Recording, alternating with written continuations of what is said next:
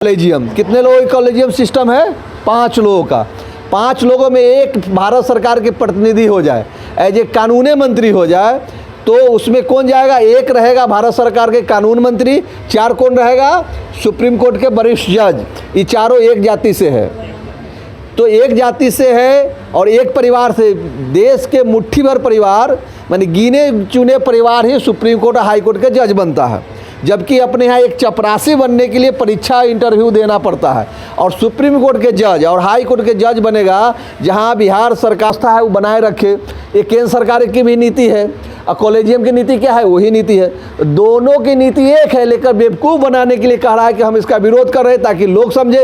एक आदमी को भेज देंगे, देश की जनता शांत हो जाएगी, फिर जाके वही व्यवस्था रहेगी जो व्यवस्था पहले से है। कोई फर्क पड़ने वाला नहीं है। इसको समझना होगा और लोगों को समझाना होगा कि कॉलेजियम में जो रिजू जो बात कर रहा है वो भारत सरकार के प्रतिनिधि है, और इसमें जो आरएसएस जो कह रहे हैं कि ऐसे करो, एक तरफ होगा तो किसका बहुमत होगा? 31 वाला को बात मानना पड़ेगा, जबकि 29 लोग विरोध भी कर रहे हैं, तो भी हमको सहमति देनी होगी, आपका समर्थन करना पड़ेगा। तो पेट्रोलियम मंत्री जो है वह खिलाफ भी करती है, अपनी सरकार की पक्ष भी रखती है, उसके बावजूद भी सरकार का पक्ष नहीं चलता है। किसका पक्ष चलता है? किसकी मनमानी चलती है? तो पेट्रोलियम कंपनी का। 5 लोगों की कमेटी है कॉलेजियम। कितने लोगों की कॉलेजियम सिस्टम है? 5 लोगों का। 5 लोगों में एक भारत सरकार के प्रतिनिधि हो जाए, एज ए कानूनी मंत्री हो जाए, तो बना देगा। फिर कहा कि अपनी बेटी बहू को भेजो। अब पहला बच्चा जब जन्म लेता था तो हम लोग गंगा जी में उसको प्रलय करते थे कि जाके दे देते थे गंगा जी को दान। क्यों?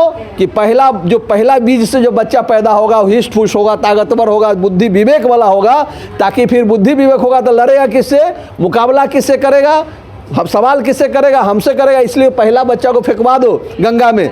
तो हमारे साथ ऐसे भी पहले लोगों ने किया है, फिर वही राजपाट लाना चाह रहा है। इसलिए कमर कस के तैयार होना पड़ेगा। अगला बैठा हुआ नहीं है, अगला कुचक्र कर रहा है। पहले भी जो पेट्रोलियम विभाग है, तो पेट्रोलियम विभाग भी अपने हिसाब से पेट्रोल और डीजल के रेट को तय करती थी, और सरकार चूंकि घाटा में भी जाती थी पेट्रोल, तो यो पेट्रोल पंप वाला को डीलर है, पेट्रोल पंप का डीलर मालिक नहीं है, वो जब चाहे डीलरशिप उसको कैंसिल कर सकता है। तो उसको जब 10 रुपया 15 रुपया घाटा में चलता था डीजल और पेट्रोल का कीमत, तैयो प्रेशर आता था कंपनी को कि तुम बेचो, सेल कम क्यों है? जब घाटे में चलेगा आपका, आप 10 रुपया 15 रुपया घाटे में कितना हजार माने कितना करोड़ लीटर डेली बिक रहा है, 10 रुपया लीटर पर घाटा है, तो हर कोई चाहेगा कम बिके, सेल मेरा कम हो तो घाटा कम होगा। घाटा भी और सेल बढ़ाने की बात करती है। हमेशा सरकार पर दबाव बना के हजारों करोड़ अनुदान में लिया है। कौन लिया है? तो पेट्रोलियम विभाग के जो कौन है, तो आपका हिंदुस्तान है, इंडियन ऑयल है, भारत है, इस तरह के कई कंपनियां हैं जो पेट्रोल बेचती है, उसका अपना ब्रांच है। तो उसमें भी सरकार अपना एक प्रतिनिधि भेजा कि भाई आप अपने मन मुताबिक नहीं कीजिए, अपनी मनमानी नहीं करिए। तो सरकार के कौन प्रतिनिधि गया वहाँ? तो जो पेट्रोलियम मंत्री है भारत सरकार की, वह पेट्रोलियम मंत्री जो है उसके एक सदस्य होते हैं। अब बाकी लोग कौन होता है? जो पेट्रोलियम विभाग है उसके एमडी होते हैं, मतलब उसके प्रतिनिधि होते हैं एक हर कंपनी का। ऐसा 7-8 बड़ी कंपनियां हैं जो पेट्रोल और डीजल बेचती है। तो 8 लोग रहते हैं उसका, और एक लोग रहता है कौन? भारत सरकार के जो भी पेट्रोलियम मंत्री होंगे वह एक उसके प्रतिनिधि होते हैं, मतलब एक सदस्य होते हैं। 8 लोग मिला के कितना हुआ? 9। तो अगर फैसला होगी तो एक का चलेगा, 8 अगर एक तरफ रहेगा तो इसका चलेगा क्या? एक का? क्योंकि बहुमत से फैसला होना है। अभी हम लोग बैठल हैं, यहाँ अगर हम 60 लोग हैं, तो 60 लोग में 31 लोग अगर एक तरफ हो जाए, 29 लोग एक तरफ होगा, तो किसका बहुमत होगा? 31 वाला को बात मानना पड़ेगा, जबकि 29 लोग विरोध भी कर रहे हैं, तो भी हमको सहमति देनी होगी, आपका समर्थन करना पड़ेगा। तो पेट्रोलियम मंत्री जो है वह खिलाफ भी करती है, अपनी सरकार की पक्ष भी रखती है, उसके बावजूद भी सरकार का पक्ष नहीं चलता है। किसका पक्ष चलता है? किसकी मनमानी चलती है? तो पेट्रोलियम कंपनी का। 5 लोगों की कमेटी है कॉलेजियम। कितने लोगों की कॉलेजियम सिस्टम है? 5 लोगों का। 5 लोगों में एक भारत सरकार के प्रतिनिधि हो जाए, एज ए कानूनी मंत्री हो जाए, तो उसमें कौन जाएगा? एक रहेगा भारत सरकार के कानून मंत्री, 4 कौन रहेगा? सुप्रीम कोर्ट के वरिष्ठ जज। ये चारों एक जाति से है, तो एक जाति से है और एक परिवार से। देश के मुट्ठी भर परिवार, माने गिने चुने परिवार ही सुप्रीम कोर्ट और हाई कोर्ट के जज बनता है, जबकि अपने यहाँ एक चपरासी बनने के लिए परीक्षा इंटरव्यू देना पड़ता है। और सुप्रीम कोर्ट के जज और हाई कोर्ट के जज बनेगा जहाँ बिहार सरकार या किसी भी राज्य के प्रधान सचिव, मुख्य सचिव या देश की जो सरकार है, केंद्र की सरकार के भी प्रधान सचिव, मुख्य सचिव को जाने से पहले पसीना छूटने लगता है। उतना अधिकार, उतना पावर है, और उस पोस्ट पर एक खास जाति के लोग उसके जज बन रहे हैं। मतलब समझ रहे हैं ना? तो 4 लोग जो निर्णय करेगा, एक जो कानून मंत्री होगा उसका कहेगा कि तुम्हारा बात नहीं सुनेंगे, जो हम कह रहे हैं वो करेगा ना, और नहीं उसका दस्तखत नहीं जरूरी है। ये 4 दस्तखत करेगा तो बिल पास होगा कि नहीं होगा? इसका जरूरी है? एक कानून मंत्री की जरूरी है क्या दस्तखत का? किसकी मनमानी चलेगा इसके बावजूद भी कॉलेजियम पे? उसका चलेगा। जैसे पेट्रोल में मनमानी चलता है, अगर 2 लोग प्रतिनिधि हो जाएगा अगर भारत सरकार का, तो ये 3 लोग उसका रहेगा। ये 2 का चलेगा कि दस्तखत करना अनिवार्य है? अगर ये 2 लोग दस्तखत भी नहीं करते हैं तो अनिवार्य तो नहीं है। 3 दस्तखत हो गया, पास हो गया, बिल पास हो गया। ये है झूठ मूठ के बेवकूफ़ बना रहा है कि हम आपका एक आदमी रखे, देश के जनता जान जाए कि आपका भी एक आदमी आ गया है, अब हम जनता समझेगा वो मेरा भी आदमी है, काम वही होगा। इसलिए समझना चाहिए बहुत बड़ा चाल है, कुछ चक्र है जिसमें देना कुछ नहीं है। झूठ कोट के मामला के साथ चूंकि देश में चर्चा चल रही है, जुबान पर है, सब लोग का नाम है कॉलेजियम कॉलेजियम कॉलेजियम। जितने भी पिछड़ा अति पिछड़ा ST SC के लोग हैं, हर के जुबान पर, पढ़े लिखे लोगों के जुबान पर कॉलेजियम की बात आ रही है कि इसमें मनमानी कर रही है खास जाति के लोग। तो इसके लिए देखता है कि भाई बदनाम तो केंद्र सरकार हो रही है, वो भी केंद्र सरकार वही चाह रही है जो कॉलेजियम चाहता है। केंद्र सरकार क्या चाहती है?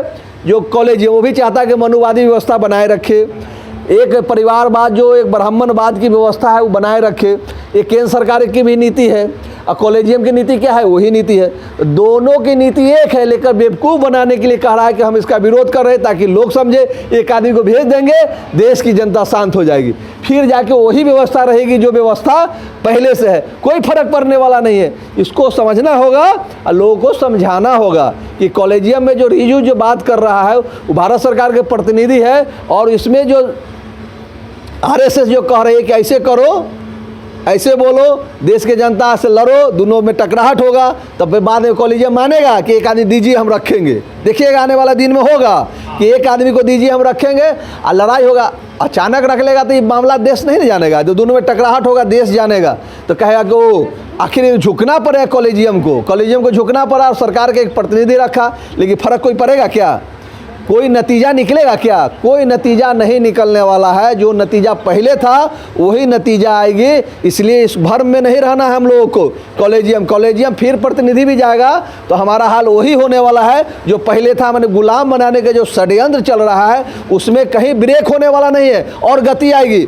और देखिएगा अगर यह सिस्टम रहा, जो व्यवस्था चल रही है, जो सरकार चाह रही है कि हम लोग रिजर्वेशन समाप्त करें, तो नौकरी में रिजर्वेशन रहेगा ना, जेंडर से हमारा समाज जा नहीं सकता है। प्राइवेट में तब अच्छे पढ़े लिखे लोगों को उसमें प्राइवेट में नौकरी होगी, हमारा समाज के लोग पढ़ता ही नहीं है, पढ़ेगा तो गुणवत्तापूर्ण शिक्षा ले नहीं पा रहा है, तो हम कहीं नहीं रहेंगे। फिर पुनः आ जाएंगे वही खेत खलियान में बस काम करेंगे।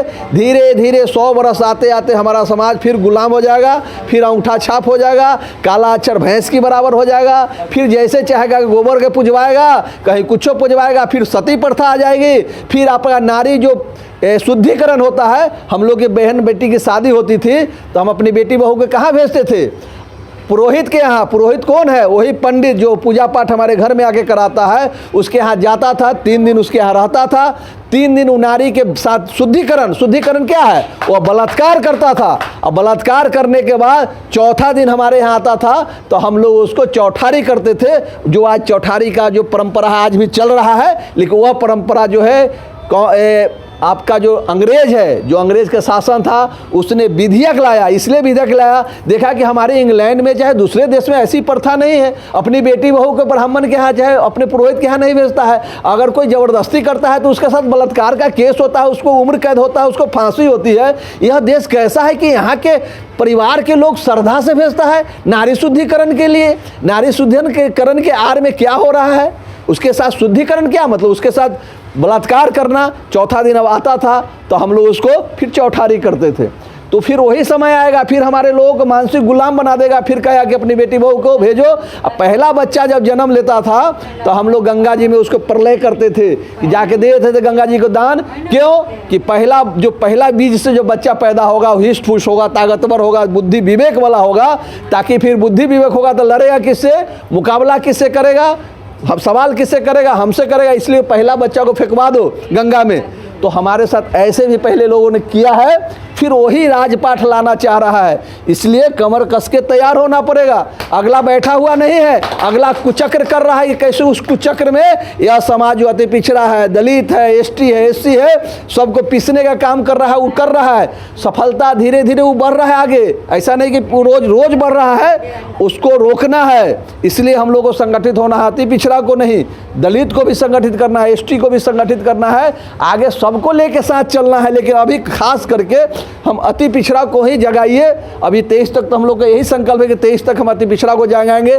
23 के बाद फिर हम लोग आपस में बैठ के डिसीजन करेंगे फिर किसको जोड़ के आगे चले, क्योंकि हमारा ही समाज अति पिछड़ा भी नहीं समझ रहा है। दलित हमसे ज़्यादा समझदार है। उतना अगर समझदार हो जाते तो आज दलित के साथ, दलित चाहता है कि अति पिछड़ा मेरे साथ आए, चाहे अति पिछड़ा के साथ दलित आए, मिल के आगे बढ़े। लेकिन हम ही लोग साथ नहीं देते हैं, वही पूजा पाठ में और वही जो ब्राह्मणवादी व्यवस्था में गुलाम बन के रह रहे हैं और समाज को नुकसान पहुंचा रहे हैं। इसलिए आगे जब फिर बैठक होगी, अध्यक्ष जी की अनुमति है, चूँकि बहुत कुछ हम जानते हैं इसके बारे में। जो आज कमेटी का गठन हुआ है, पहले से भी गठन है, आज उसका हम लोग विस्तार करे हैं। बहुत सारे लोग चले गए हैं भाई, लगन उगन का समय है, बहुत लोग घर में बारात आ रही है, कहीं से बारात जा रहा है। ऐसे परिस्थिति में आज बैठक होना भी नहीं चाहिए था, लेकिन चूँकि बैठक का जो सिलसिला है वो चलते रहेगा। इसी में ब्याह शादी सुख श्राद्ध तो सब दिन है, ये बंद होने वाला चीज़ नहीं है। तो अगर इसके फेर में रहेंगे तो कभी भी बैठक आपकी नहीं होगी, किसी न किसी को कुछ ना कुछ कोई कार्यक्रम रहता ही है। तो फिर हम लोग बैठक, इससे स्थिति में बैठक बहुत अच्छा हुआ,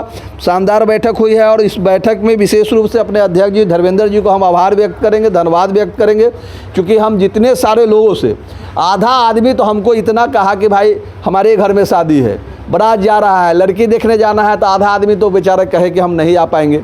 लेकिन जिन लोगों से ही बात हमारी हुई है, सबसे अध्यक्ष जी की बात हुई, बड़ा एक्टिव हो गया अध्यक्ष जी। वीडियो को लाइक करें, कमेंट्स करें, शेयर करें और चैनल को सब्सक्राइब करें। धन्यवाद।